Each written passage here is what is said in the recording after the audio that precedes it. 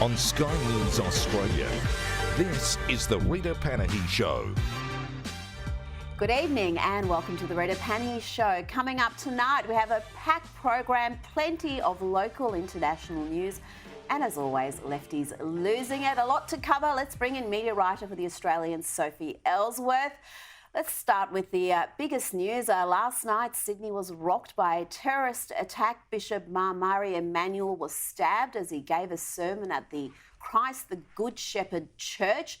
The Syrian community, members of the congregation, showed enormous bravery in the immediate aftermath. They tackled the attacker. Indeed, within 4 to 5 seconds, they pinned the assailant down.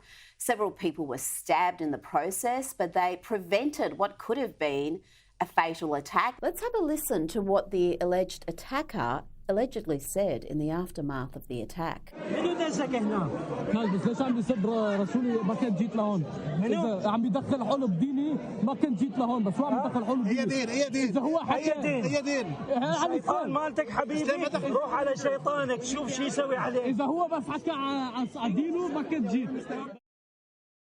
The stabbing led to violent clashes with police as outraged members of the Syrian community gathered outside chanting an eye for an eye. Hey!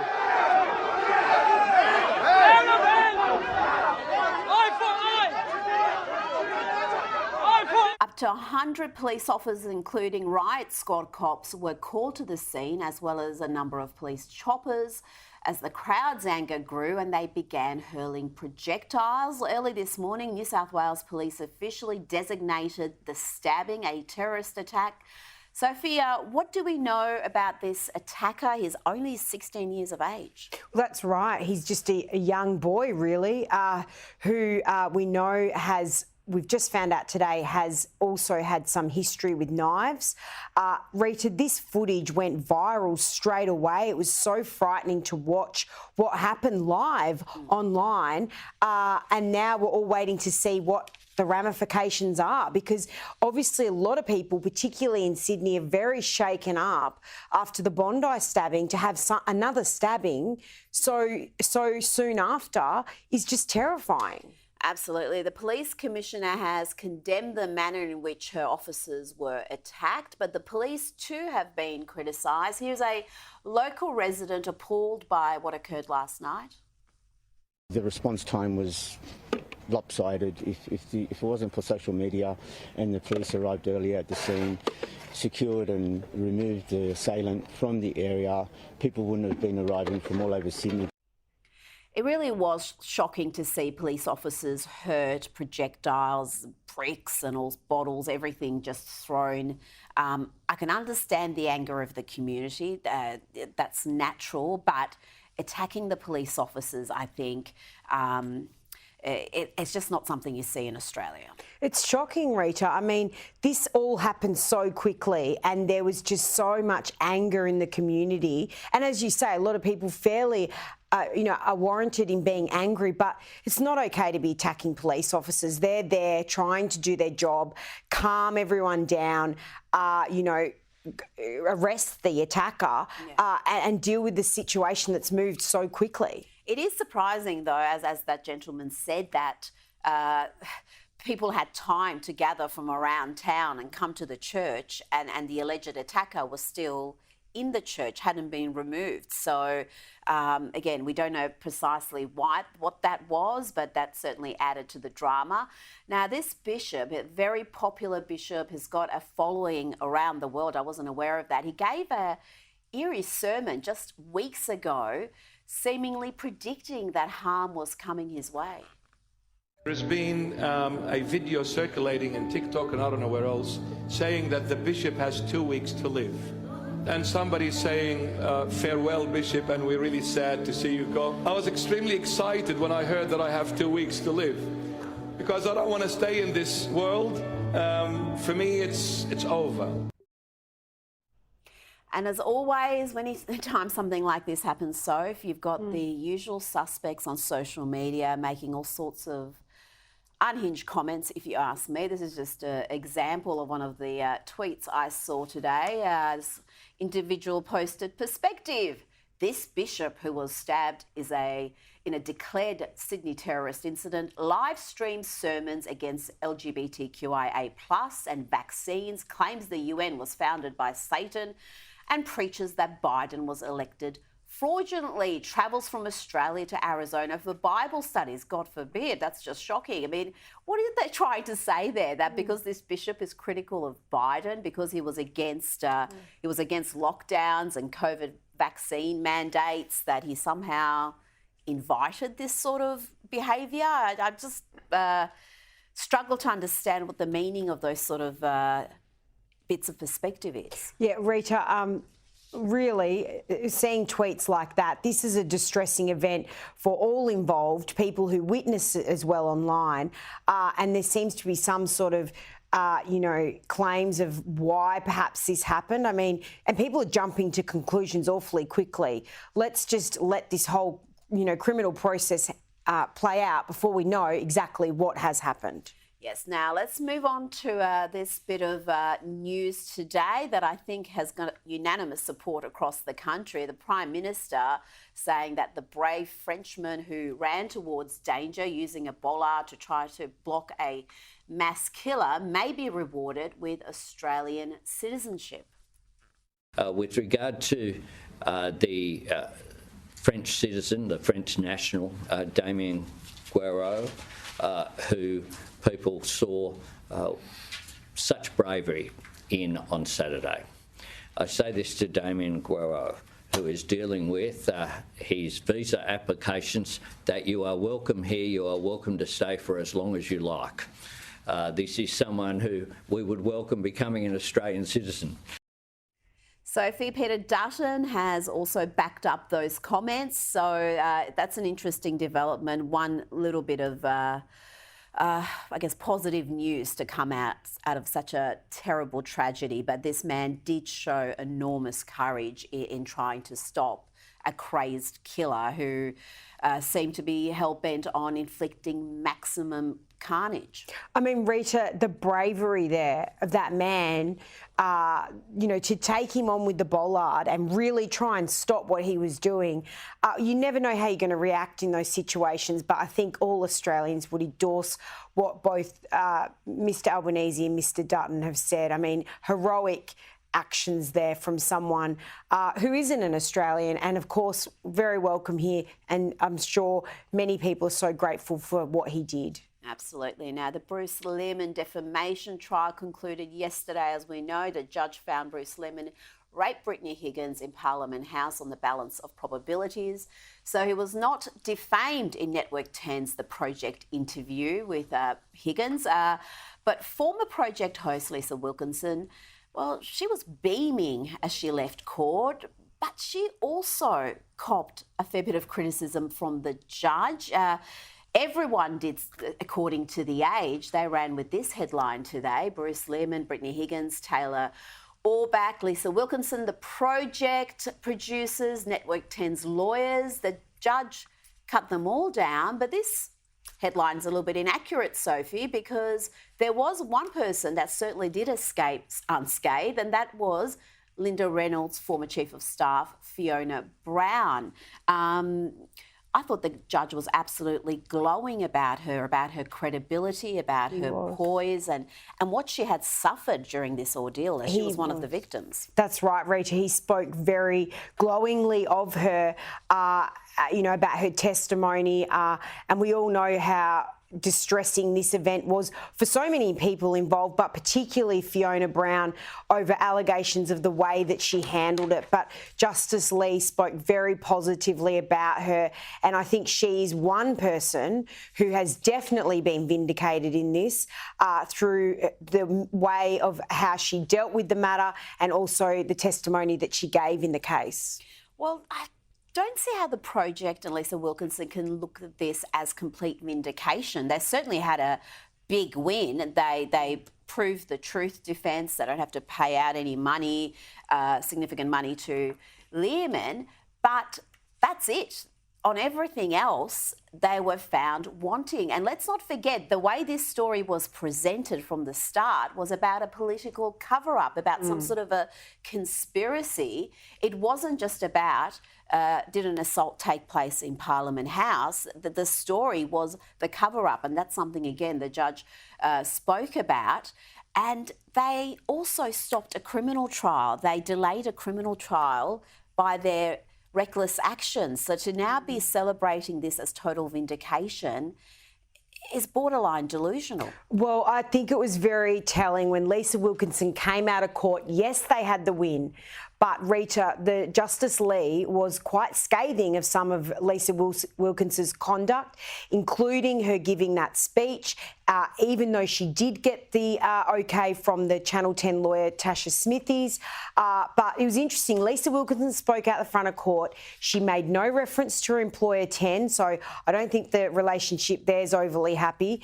And she would not take a single question. And one of the reporters did ask her, do you regret that Logie speech? She did not respond. Yeah, she walked away. That was Caroline Marcus who tried to get a response from her. It's very unusual to be, again, a journalist, someone who's a professional in the media, and just to read out a prepared statement, not take a single question and walk off. Now, let's go to this Senate inquiry today. My God, this got fiery. Green Senator Nick McKim threatened Woolworths CEO Brad Banducci with jail time for refusing to answer a question about the supermarket chain's profitability.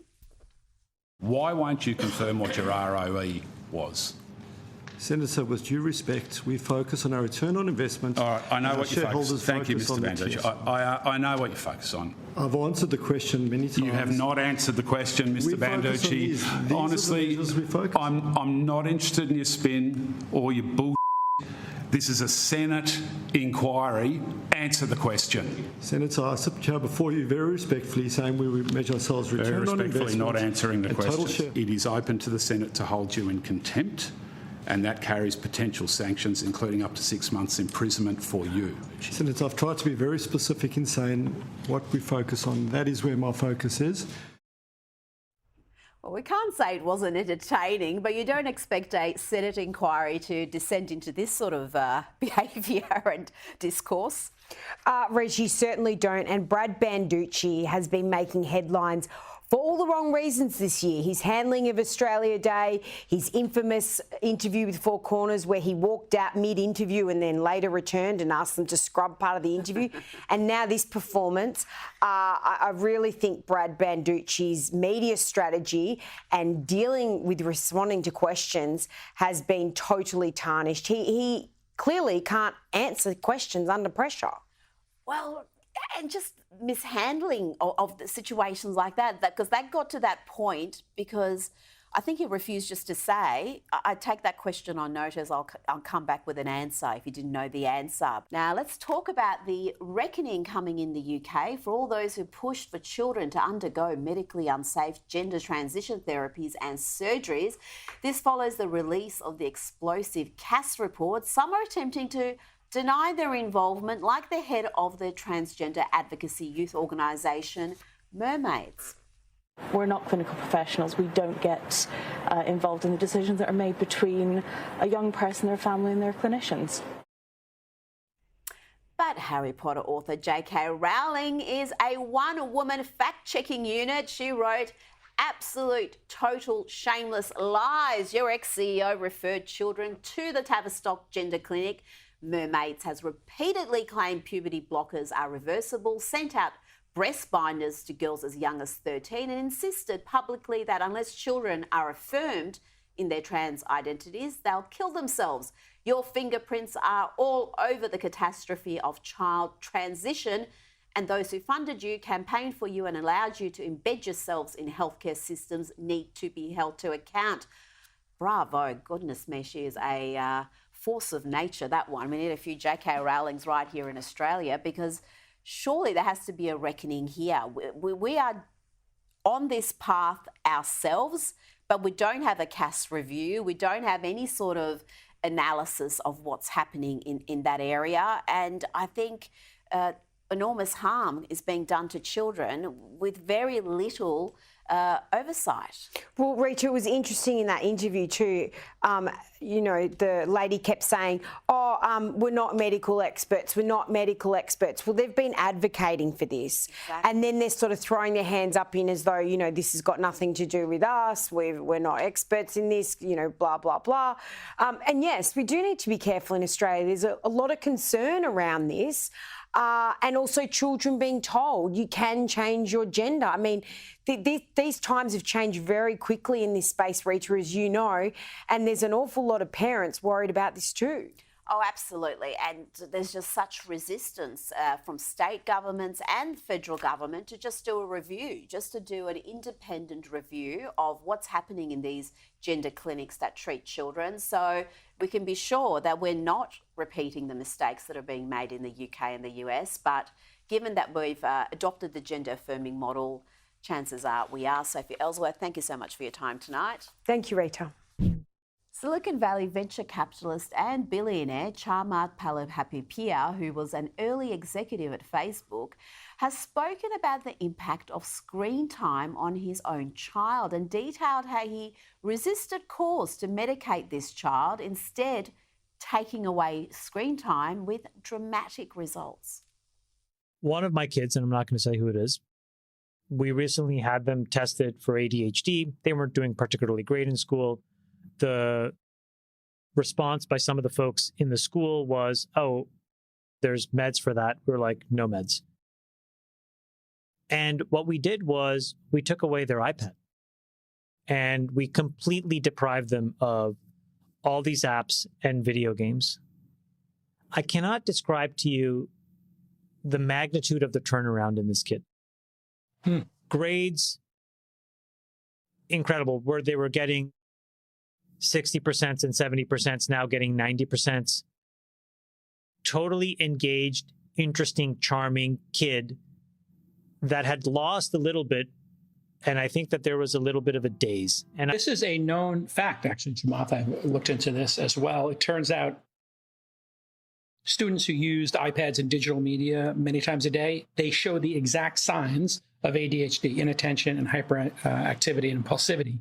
So zero. Not like you can have a little bit here or there, zero. And the transformation in this last month and a half, 2 months has been incredible. I don't know if other parents are dealing with this, but what I'll tell you is these apps are not good. Psychologist Claire Rowe joins me now. Claire, this is fairly profound testimony from a father and tech expert. What's your professional opinion about ADHD symptoms and the amount of time kids are spending on screens? Okay, so beyond a doubt, there is research coming out, and this is the thing, it's completely emerging. So we're going to know the answer to this in 10 years' time. Could be too late for a generation. But there is research coming out showing that kids who have excessive screen time compared to their peers are twice as likely to be diagnosed with ADHD. Now, what our viewers may not realise is a couple of things about ADHD. One, we don't have a test for it. Okay, there is no test for ADHD. We don't have a brain scan or a blood test or something. It's based on self-report of symptoms. And the second thing is we don't actually know for sure how ADHD is caused. And in fact, we know that we may have been concentrating too heavily on genetics in the past. And we know that it's far more of an interplay between genetic vulnerability and your environment. So I absolutely think this happens. I think, is there a new subset or form of ADHD? Kids on screens are displaying ADHD symptoms. And I think that's because they live in this world, and even as adults we know, right, where there is excessive kind of stimulation and we're switching screens and there's a lot going on. And then we come into the real world, which perhaps is a little bit of a slower pace and a little bit boring, and there's a little bit of irritation and inattention. So absolutely, I think, I've said it before, this is just another reason, the negative impact on screens, particularly on primary school age children, far outweighs any positives, if there are positives. And I think we're kidding ourselves if we're saying, oh, there's educational positives and we've got to teach them to be digital natives. I don't buy that argument at all. I think in the future we will look back and think, we were just sitting 6 and 7-year-olds on iPads, and it's destroying their brains. Now, more information is coming out about Joel Couchy, the 40-year-old Queensland man who carried out the horrific Bondi Junction attack over the weekend, killing 6 people. He was known to Queensland and New South Wales police for mental health-related matters. They say his attack on Saturday had no links to any religion or political ideology. Joel's parents have said he was diagnosed with schizophrenia when he was 17. He'd been medicated but came off it recently because he said he was feeling better. Claire, this case has sparked new discussions about the state of mental health care in this country. What are the resources that are available for people with schizophrenia, and are they readily available for people who want treatment, and are they affordable? Yeah, so they are readily available. We've got, like many other things, 2 options, being the public system or private. And obviously, if you go into private care, whether that be inpatient or outpatient, it can be very costly for those that can afford it. But there is patient care for those with psychiatric disorders like schizophrenia in the public system. Again, that involves things like consults with a psychiatrist, pharmacological medication, as well as psychological intervention. So that is available in the public system. I think the question here is more to say, being mentally unwell, having a psychiatric disorder, is not illegal, and unless you are scheduled under the Mental Health Act, of which there is several reasons that you can schedule someone, that is, hold them against their will and treat them. Namely, they have made threats against other people's lives or their own. But unless they do that, unless you can hold them against their will, you can't force someone into treatment. And that is, a human right, and that is a whole ethical question in itself. If you have a diagnosis of schizophrenia, should we make it illegal that you don't, take medication? And that's going to be very hard to police. And we know with psychiatric disorders like schizophrenia, the symptoms can be quite focused in what we call a period of psychosis. So that can be days or weeks where you have those delusions and paranoia. But people can go for months, if not years, without symptoms. And so in those periods, there is a danger that they will start feeling better and they will stop taking medication. Now, that is more of the question. And I understand the public's need to want to kind of see the chink in the system, to say, aha, here it is, and if we fix that, Bondi won't happen again. But, presumably this person, like many others, did not appear presenting with someone making threats that they were going to kill people. Otherwise, that would have been a very clear reason to detain them and hold them against their will. But when they don't do that and they're feeling okay, they have a legal right to go off medication. It's not what's advised, but we can't force someone into treatment. And therein lies probably the bigger question and the problem.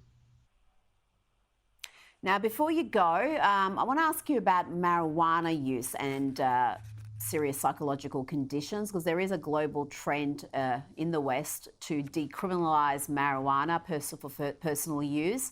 But is that risking these psychiatric disorders becoming considerably worse and people suffering psychotic breaks? Potentially, yes. So we know that I understand the argument to decriminalising cannabis use is to make it more open, potentially safer use of it, and of course reducing, the backlog in legal repercussions. But yes, we know that there's such thing as called, cannabis-induced psychosis, and that's characterised by symptoms of paranoia, very much like schizophrenia, and we've known for a very long time that there's evidence suggesting that ongoing use of cannabis is going to exacerbate any individuals who have some type of vulnerability to mental health already.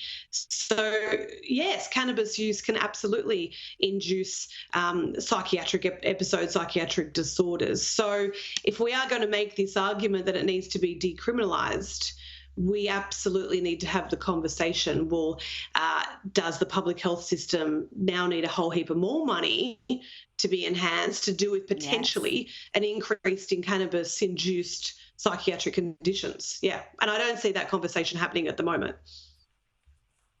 No, we're not seeing that conversation at all. Claire Rowe, thank you so much for your insights this evening. Thanks, Rita.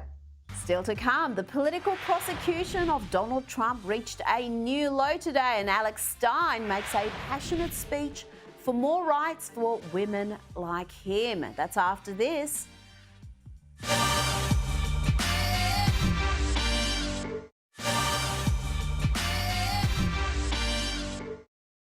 Welcome back. Now it's time for Lefties Losing It, and we love nothing more than new pronouns dropping.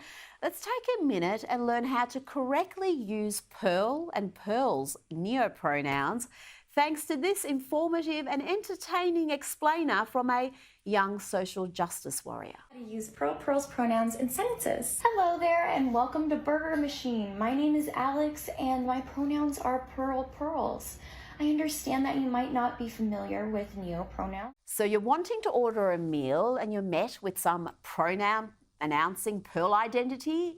Here's what you do. Even if they get your order horribly wrong, the key is not to misgender those identifying as Pearls. Oh, it seems like Pearl gave me the wrong order. I'm sure Pearl is just busy. I don't want to bother Pearl, so I'll just try it.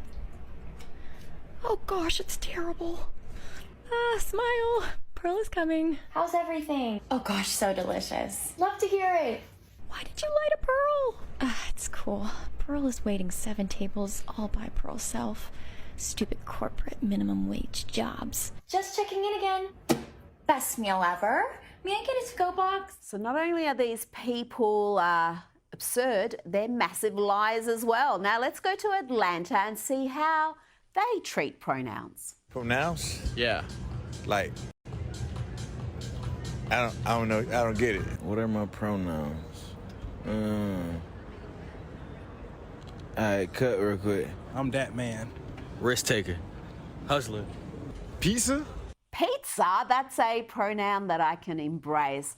Now let's look at pro-Palestinian protesters taking over Brooklyn Bridge, causing absolute havoc, traffic blocked for hours.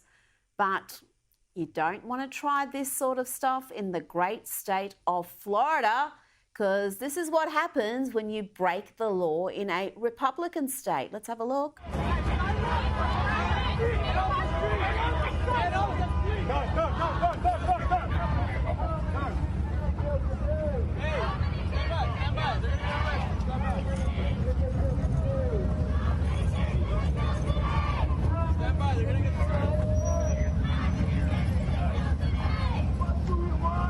Yes, they were immediately dragged to the sidewalk and arrested. You can protest, it's your right to protest, but you do not have the right to block traffic and stop people going about their lawful business.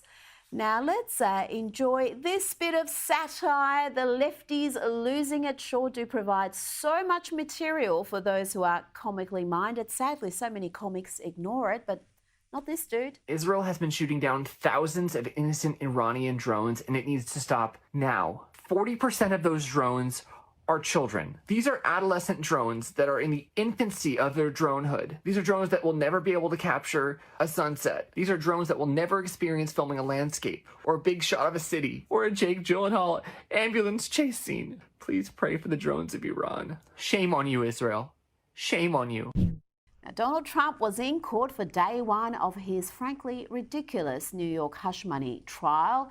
Monday saw jury selection begin. More than 50 potential jurors were dismissed after saying they could not be fair and impartial in the case. The former president is charged with 34 felony counts of falsifying business records for his alleged role in paying hush money to adult film star Stormy Daniels in the run-up to the 2016 election. And now the political prosecution has reached a new low. The judge is considering barring him from travelling to his son's high school graduation next month. Trump says this is just more evidence he won't get a fair trial. As you know, my son is graduating from high school, and it looks like the judge will not let me go to the graduation of my son, who's worked very, very hard. He's a great student. very proud of the fact that he did so well, and I was looking forward for years to have graduation with his mother and father there. And it looks like the judges are going to allow me to escape this scam. It's a scam trial. If you read all of the legal pundits, all of the legal scholars today, there's not one that I see that said this is a case that should be brought or tried. It's a scam. It's a political witch hunt. Joining me now is the host of Primetime with Alex Stein. Alex, this is going to only enrage Trump's supporters. Every time they indict him on some ridiculous new charge, they boost his popularity. And now, this suggestion of preventing him from going to Barron's graduation, it's not going to play well.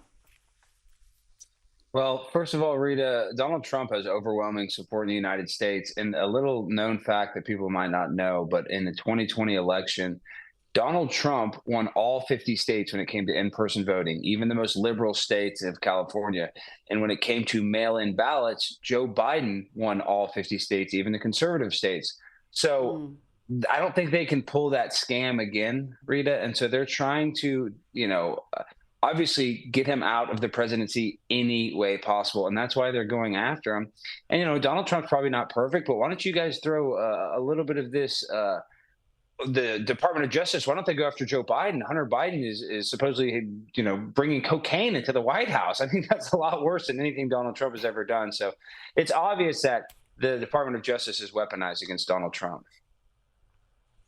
But even they didn't want to touch this particular one. This trial really is a farce, as Jonathan Turley points out in the New York Post. We've got here a serial perjurer trying to prove an old misdemeanor against Trump. It's an embarrassment for the New York legal system. And this case was rejected by the Justice Department. How it's going to trial is beyond me, but it's New York. I know why it's going to trial.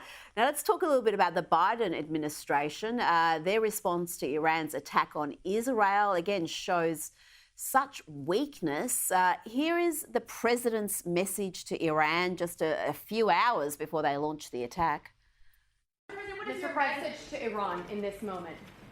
Don't. Are American personnel and assets at risk, Mr. President? And here's how those supposedly brilliant minds around him explained his don't message. John, has President Biden considered maybe beefing up the public Iran posture to be more than just one word? You're referring to don't. Yeah. And so let's talk about. And they did it anyway. And let's talk about what we did, Peter. Let's talk about don't and did. Let's talk about Saturday night. He made it clear that he didn't want to see escalation in the region. And that's let me finish. He added military resources to the region right after October 7th. And then when we had an inkling that this kind of thing was coming, he added even more military resources to the region. There's little doubt, Alex, that this administration, like Obama before it, has emboldened Iran. The Iranian regime is behaving in a certain manner because it knows the president is weak, and it is weak against the Iranian regime for a variety of reasons. And it's for a variety of reasons they appear to have turned their backs on Israel. Well, Rita, it's pretty crazy when you look at a lot of the politicians that are in power, like Ilhan Omar, is that we actually have a lot of people that are in powerful positions that are basically openly anti-Semitic. So it's really not a surprise that Joe Biden is a weak puppet president and he's trying to appease both sides. But what makes me most mad about it is that we gave Iran $6 billion and basically paid for the bombs that they're shooting at Israel. So we're funding both sides of this war, and we have a weak president that can't actually, get any peace in the Middle East. That's why we need Donald Trump back, because I don't think this would be happening if Donald Trump was our president right now. And you've got pro-Palestinian protests all across the country. In America, I've seen them burning American flags, chanting death to America. You had more than, it's not just you guys. We've got them here in Australia as well. We had more than a dozen arrested in Melbourne just this past weekend for blocking roads and causing all sorts of destruction. In New York in the last 24 hours, they've been blocking bridges and burning flags. But I do wonder what would happen if people tried this sort of thing on in Florida. Well, let's just have a look at what happened over there. The police took about 30 seconds to come in, carry them to the sidewalk, stop them blocking the road, and then arrested everybody. Tell me about the difference in the treatment of these lawless protesters in places like New York and San Francisco compared to cities in Florida and Texas. Well, Rita, it's actually good that you asked me this question because I'm a little bit of a protest expert. I've been to all kinds, whether it was a BLM protest, whether it was, transgender youth rallies. Let me tell you something. These Palestinian protests, they're so incredibly mobilized and they're more organized than any Antifa or Black Lives Matter protest that I've ever seen. And, people are getting sick of it. There's a thing in New York City. It's called the SRG, Strategic Response Group. And a lot of the Palestinian protesters are mad because they had to create a whole new branch of the New York Police Department that just focuses on protesters. So they're only going to let this go on for so long. And I'll be honest when I say this. I go to these protests. I've been to a bunch of different ones. The Palestinian protests have a different vibe. Like, people want something to happen. A lot of times people go to protests for the social aspect, but I'm telling you that social aspect, like, it's almost like January 6th. A lot of people were protesting there, but really they went there for the social atmosphere. When I go to these Palestinian protests, it's not like that. It's dog eat dog, and people want something to happen, because they're just so riled up, and it's something like I've never seen. And I'm really worried. I do think there is going to be, like, similar to what happened in Russia, there's going to be some sort of attack, and I wouldn't be surprised if it's at one of these rallies, sadly. Well, let's hope not, because you may be in danger yourself. You went along to a pro-Palestinian, anti-Israel rally, and you twerked to one of their favourite chants. Free Palestine! Free pimp on a blimp, always eating shrimp. Palestine on your mind all the time. I am Alex Stein, always on the grind all the time. From the river to the sea, you can touch my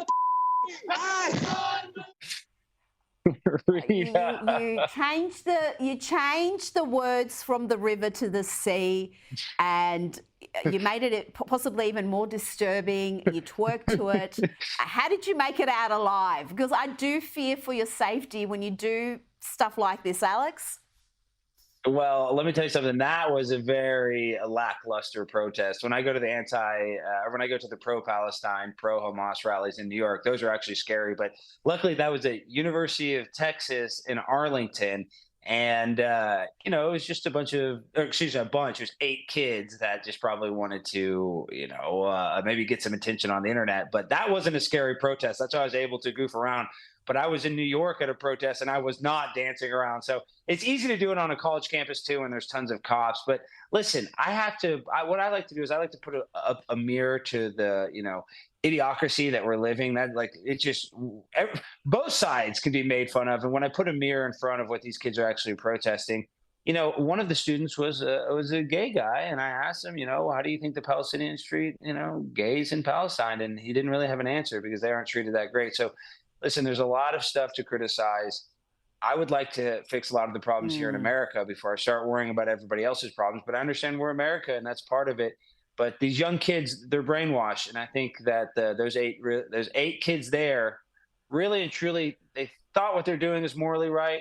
But sadly, they're just kind of lampooning themselves by standing there, all white kids from Arlington, Texas, complaining about the conflict in Gaza. Arlington, Texas. I mean, it's sad when it happens in Texas. Just before you go, I want to actually show some more shenanigans of yours in Texas, where you decided to give an impassioned speech for women's rights, women's reproductive rights, to be precise. Let's have a look. Oh, God. Alexandria Hayden. Listen, counsel, with the overturning of Roe versus Wade, what is happening now is you are limiting what I can do with my vagina. First of all, you dictated where I could take a number 2. You tried to tell me that, I couldn't go in a woman's restroom. But now you have Governor Abbott saying that I can't have an abortion.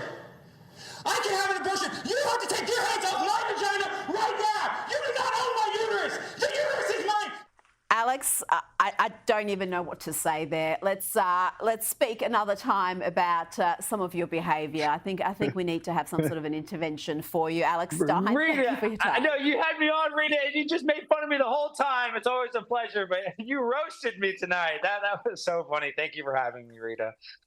Still to come, maths is too Western, says a lefty academic. It's excluding the maths of Indigenous cultures. I'll let you know what that maths is after this.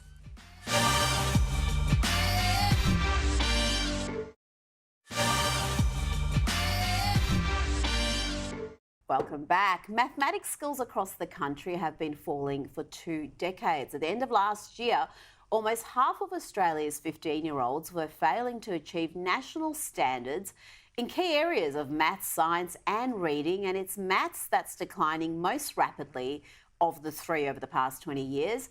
But what if that's because we're learning the wrong type of maths, a maths that is too Western? That's what the Australian National University is asking. They're bringing in professors to teach Indigenous mathematics, since the original curriculum was apparently too racist and Western-centric. Professor Rowena Ball insists one effect of colonisation of the curriculum is defensive protection of what is thought to be an exclusively European and British provenance of mathematics. What the general public think of as mathematics tends to be whatever they learned, or more likely did not learn, at school. But in many Indigenous societies, mathematics is lived from when you are born to when you rejoin your ancestors. Numbers, arithmetic and accounting are apparently, of secondary importance to Indigenous mathematics, according to this professor. It's about patterns and relationships to people and the earth. Joining me now is Colleen Harkin, National Manager of the Institute of Public Affairs Class Action Program. Colleen, how can the study of numbers be colonial? I thought the beauty of maths was there was only one right answer. It's a curious position to take, Rita, because maths operates on logic and reason, and it's devoid of any kind of human perceptual bias. Pythagoras' theory, regardless of where you are, holds true. Doesn't matter what your background is, where you are in the world, what suburb you live in. A triangle will always be 180 degrees and a circle will always be 360 degrees.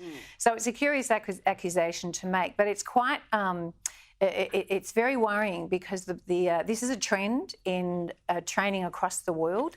It's not just here, it's in the UK, it's in America, it's in England, and it's perpetrating through our curriculum, through the schools as well, through the junior schools. Well, this is what I'm worried about, because it's one thing to have this sort of education in universities and college, but how prevalent is it in the curriculum in primary and secondary schools? So it starts at the universities. So IPA has done an audit and a research program on what's being taught in the universities. So those people who are going through initial teacher training, of the give or take 3,700 units that are on offer, about a third of those are what I'll call woke.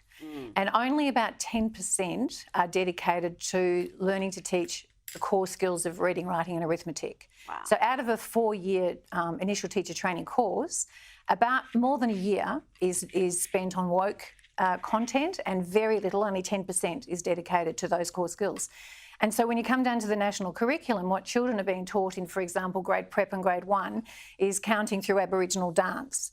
And so the core skills... Counting through Aboriginal dance? Correct. It's a recommendation in the cross-curriculum priorities. Okay. And as they get older, one of the things that they do is do statistics through the reconciliation barometer.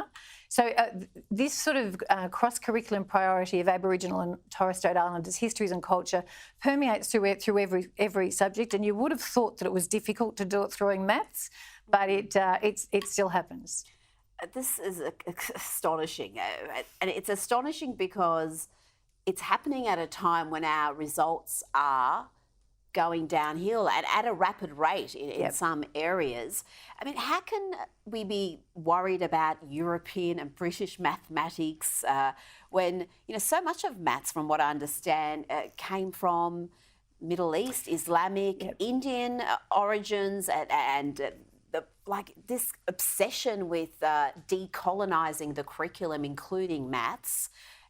I know where it comes from, but how do we combat it? How do we fight this ideology? And it's an interesting sort of deliberate ignorance of the rich culture of the background of maths. I mean, I'm no historian, but the earliest mathematicians were in Mesopotamia, which is current-day Iraq. Ancient Greece were great contributors, the Romans, the Chinese, Persian father of algebra, the Central Americans with the contribution in the number of 0. I mean, it is literally a multi-ethnic collaboration. So the idea that it's white supremacist racist is really curious.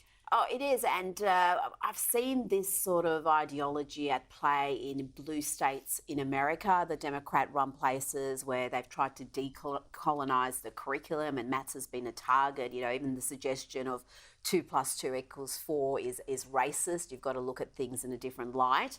But you look at Australia, and the Age reported that in Victoria in particular, the proportion of low performers in maths who lack the skills and knowledge needed to adequately participate in the workforce has hit 26%. That's the worst in the country. Why is Victoria in particular struggling so much in this area? Well, it is not just Victoria. Our results across the board are astoundingly poor. We have a third of the nation's children who are not meeting the minimum benchmark in the core skills of literacy and numeracy. So not meeting the minimum benchmark. The minimum benchmark. Which is really not what you want to be aiming for, and we've still got 30%. We only have 15% of our students who are considered to be exceeding expectations. And if you compare, for example, the budget expenditure from 2022, IPA research shows that from 2012 to 22, we've now spent about $720 billion on education, so a 43% increase in funding. But our results have flatlined. In fact, they've actually gone backwards by 3% in that same period. And if you compare a little earlier with the OECD results of the Program for International Student Assessment, our students, particularly in maths, are 16 months behind where they were 20 years ago. So the correlation between the money spent and the results is not there. It is the ideology, it has to be the ideology in the curriculum and the lack of priority that's given to the core skills development. Absolutely. Our kids aren't getting dumber, but what we're teaching them, obviously, is making them fail with these benchmarks. And you keep hearing that the solution to these issues is more money. But as you've just explained, we are spending a lot more money for worse results. So there seems to be very little even accountability for the funds spent. Yeah, correct. I mean, that stat that shows that increase in funding, 43% increase in funding, about 75% of that has come from the federal government. You would expect to see some return on investment for that. But the fact that results have completely flatlined and, as I said, gone backwards shows that money is not the issue. When you have students who are being taught that maths is racist, we have a fundamental problem with the ideological activism that's in the curriculum, because those students who are considered, bleak, as some might call it, they're the very students who need that explicit teaching and the purity of maths to actually enable them to get on with their own lives and have the skill set that, because maths is it's a benchmark, it's a cornerstone in any education, and it opens a lot of doors for positions that they might want to have down the track. And if you spend all of this time learning how to dance and learning that, we're racists and white supremacists, then you're not getting the skills that you need to do to have your own independent life. Colleen Harkin, thank you so much for your time this evening. No problem. And that's it from me tonight. Up next is News Night. I'll see you at 11 tomorrow. Good night.